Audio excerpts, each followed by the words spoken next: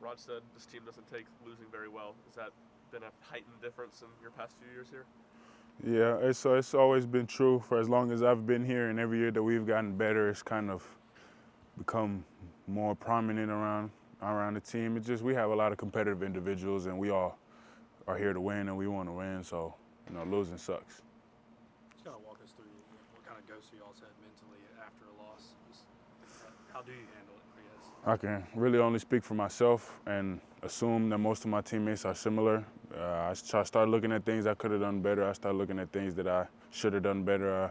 Effort-wise, shots that I could have took better shots, or passes I could have made cleaner, and then defensively where I could have been more in tune with my team, where I could have put in more effort, where I was missing coverages, and then after that, you start thinking about the next game, and you start thinking about how do you get better and how do you fix those things, and what do you need to figure out to correct yourself and help your teammates do better, and how can you help your teammates help you, and how can you just help your teammates. Olivier, just what's the mindset of this team after having lost 3 or 4, whereas 3 weeks ago you're sitting number 2 in the country, talking about a 1 seed. Is it still the same inside the locker room mentally, you think? It's tough to have the same exact mindset when you're in a, I guess what you would call a slump, maybe, who knows, but our goals in our mind is still in the same place, and we just have to figure out how to get in rhythm, how to put all our pieces together, because we've already shown that we can compete with anybody in the country, and we've already shown what we're capable of. The only thing we're missing right now is that consistency, that rhythm on both ends of the floor. And every team goes through their tough stretches, and we're going through ours, and I believe fully that we're going to figure it out. And nobody's using it as an excuse, certainly not your head coach, but just, in reality, how big is not having Julian and Josiah for the 3 games? It's rough. Other guys have to step up, but like you guys have seen, guys have stepped up. They've done a good job, and that's a big part of our team. But that's not really the main concern of us right now. Obviously, we want those guys back, and they're going to be back. They're going to take care of their bodies, and they're going to be healthy, ready to play when it's time to play. But we got to find a way to win with what we have, and that's going to hold true all the way to the end of the year. We never know who's going to be available and who's not, and we got to be ready to play with the group of guys that we have.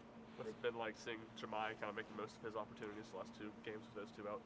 It's been great. He's deserved it. He's been working hard all year. He's been defensively one of our main guys, one of our anchors, and he's been, going out there every night trying to give it his all, and he's earned a chance to show more and do more, and he's been doing that. Rick Barnes says the word consistency about 3,000 times every press conference. What does consistency look like for you?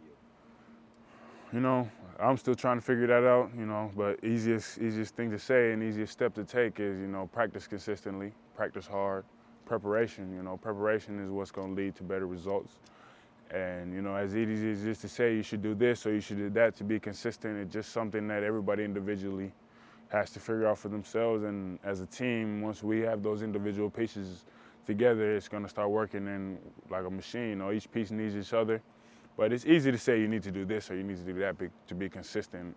Consistency is just effort, and it's hard work, and it's hard. There's no magical solution or any kind of, thought process. You can't say, I'm gonna wake up at 9 and I'm gonna go to breakfast at 10 and I'm gonna take a nap at 12 and I'm gonna play at 5 and then I'm gonna be consistent. Like, that's just not how it works. You're gonna have to find that in yourself. Jemai on Saturday talked about energy lacking in the first half at Kentucky. How do you guys take the energy and intensity you've had at home games and perform like that on the road? We have to do a better job of understanding who we are as a team, and that our best games are played when we play with energy, and we need to stop underestimating people that we play, and maybe underestimating is being a little harsh.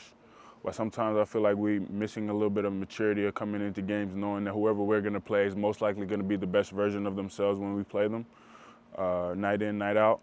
And we have to approach it like that.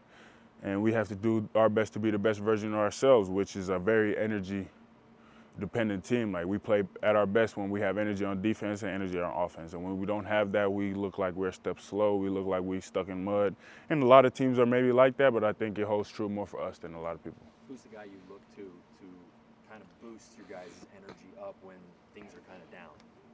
I think a lot of that, unfortunately, falls on Zakai, and it's tough. He's a young point guard, but he's the engine that runs our team. But I think a big part of us growing and getting past this phase is other guys stepping into that role and doing that too.